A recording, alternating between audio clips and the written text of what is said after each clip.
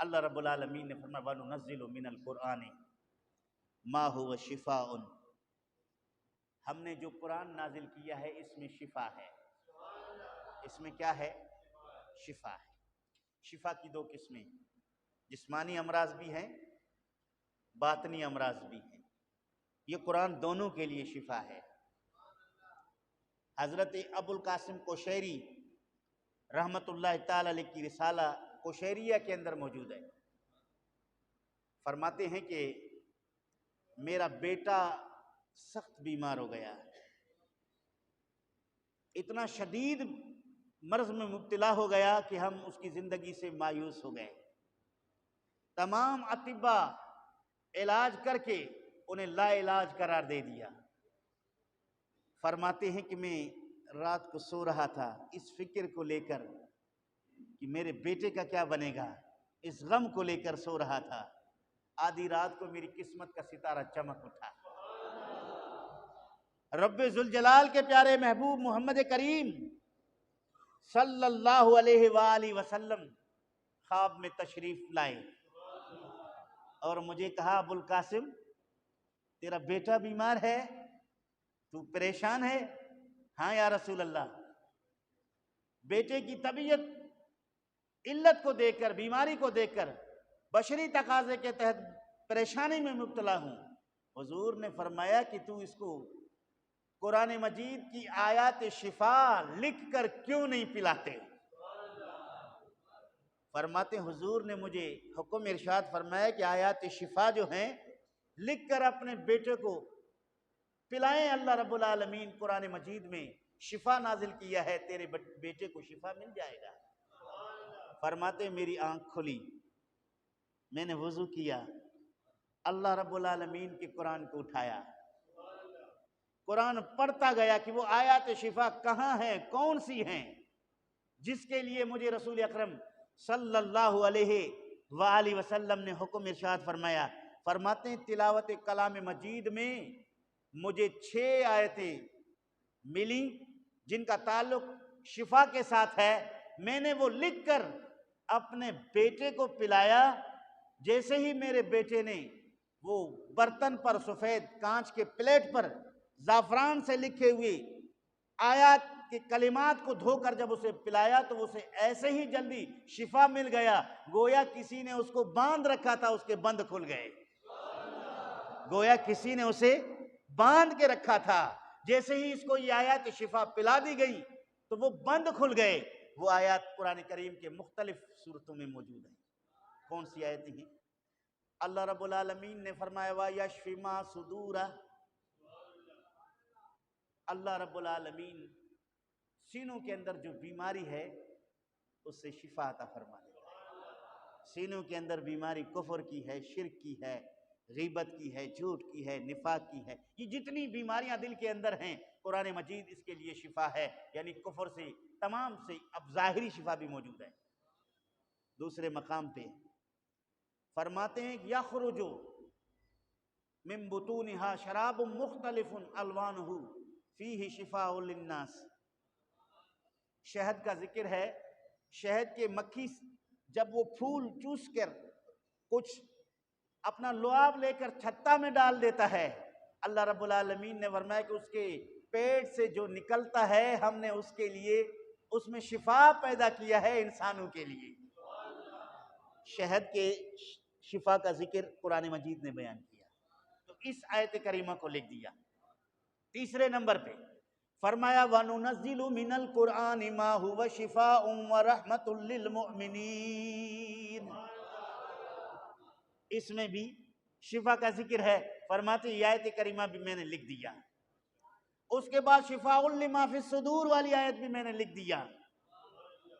اس کے بعد وَإِذَا مَرِضْتُ فَهُوَ يَشْفِينِ، میں جب بیمار ہوتا ہوں وہ اللہ مجھے شفا دیتا ہے، یہ آیت کریمہ بھی میں نے لکھ دیا۔ چھٹی آیت قُلْ هُوَ لِلَّذِينَ آمَنُوا هُدًى وَشِفَاء، یہ بھی میں نے لکھ دیا۔ یہ 6 آیات لکھ کر اپنے بیٹے کو پلایا، اللہ رب العالمین نے اسے شفا عطا کیا۔ آج بھی عاملین نے لا علاج مریضوں کے لیے ان آیت کریمہ کا انتخاب کرتے ہیں، اور اللہ رب العالمین ان آیات کی برکت سے شفا عطا فرما دیتا ہے. کئی لوگ شفا یاب ہو گئے ہیں. تو قرآن کریم میں ظاہری شفا بھی موجود ہے.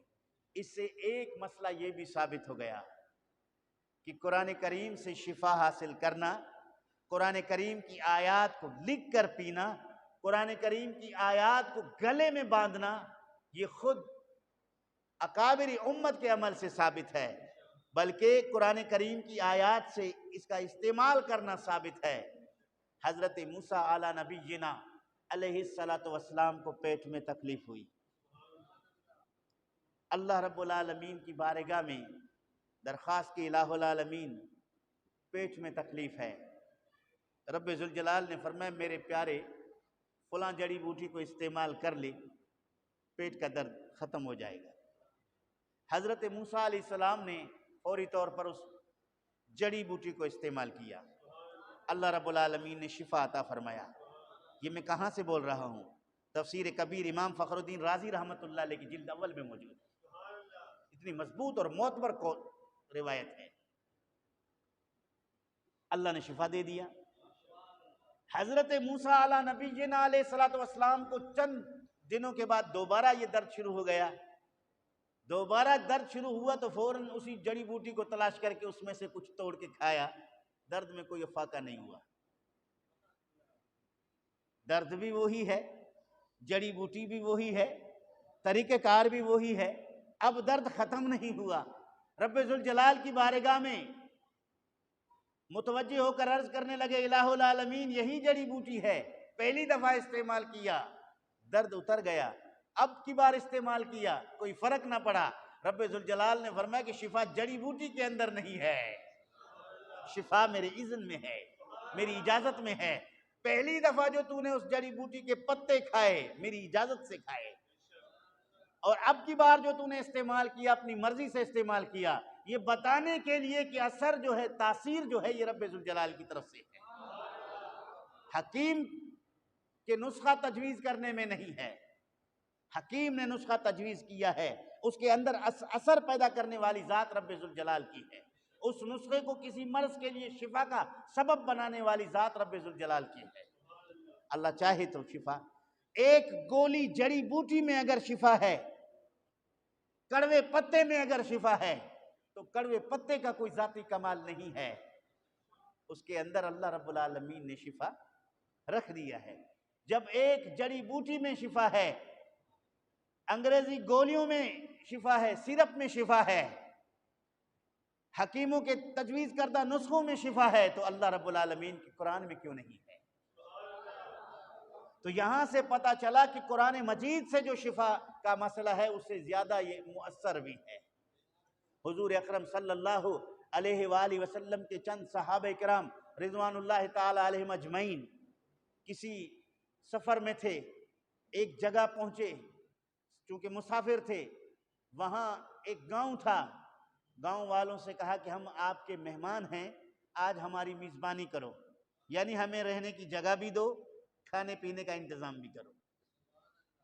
ہم مسافر ہیں، یہاں سے گزر رہے ہیں، یہ انسانی آبادی ہے، آج ہم یہاں رہنا بھی چاہتے ہیں، آپ ہماری میزبانی کرو، ضیافت کرو.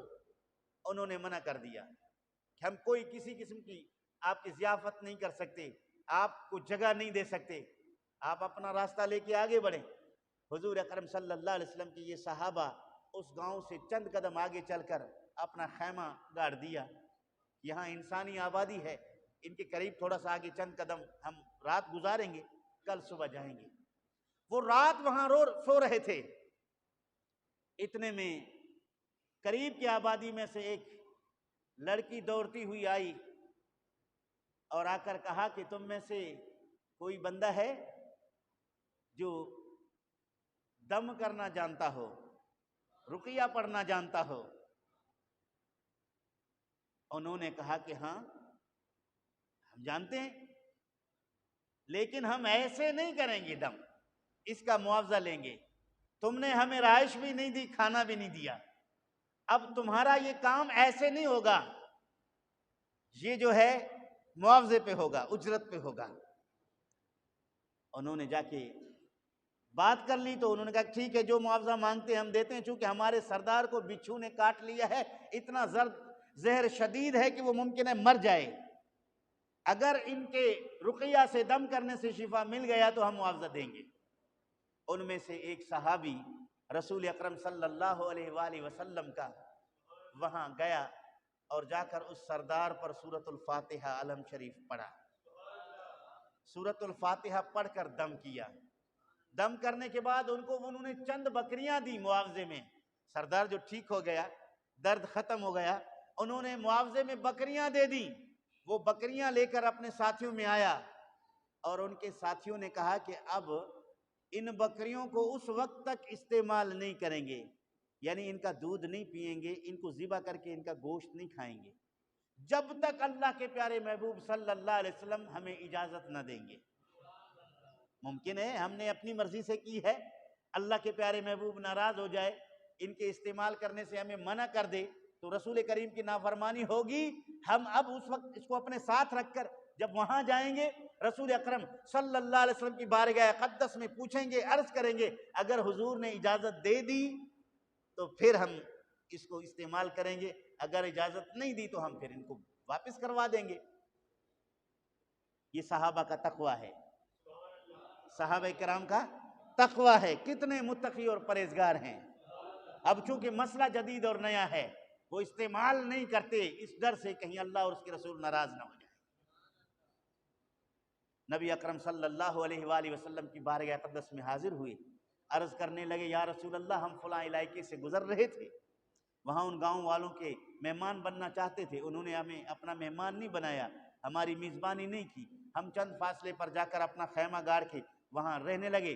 بعد میں ان میں سے کوئی آیا اور ہمیں کہا کہ ہمارے سردار کو کسی زہریلے چیز نے کاٹا ہے، تم اس پر دم کر لو، رقیہ پڑھ لو۔ تو ہم میں سے فلاں ساتھی گیا اور ان پر دم کیا، انہوں نے بکریاں دے دی اجرت میں، معاوضے میں، ہم وہ لے کر آئے ہیں، آیا وہ بکریاں ہمارے لیے حلال ہے یا نہیں، جائز ہے یا ناجائز ہیں؟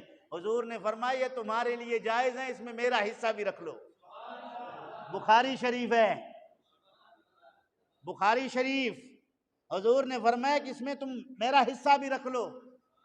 پھر صحابی سے پوچھا کہ تمہیں کیسے پتا چلا کہ سورۃ الفاتحہ میں شفا ہے؟ صحابہ کرام رضوان اللہ علیہ مجمعین کا عقیدہ دیکھیے، فرماتے ہیں یا رسول اللہ، جو اللہ رب العالمین کا کلام ہو، اللہ کے محبوب پر نازل ہو، اس میں شفا نہیں؟ تو اس میں ہر آیت میں شفا موجود ہے۔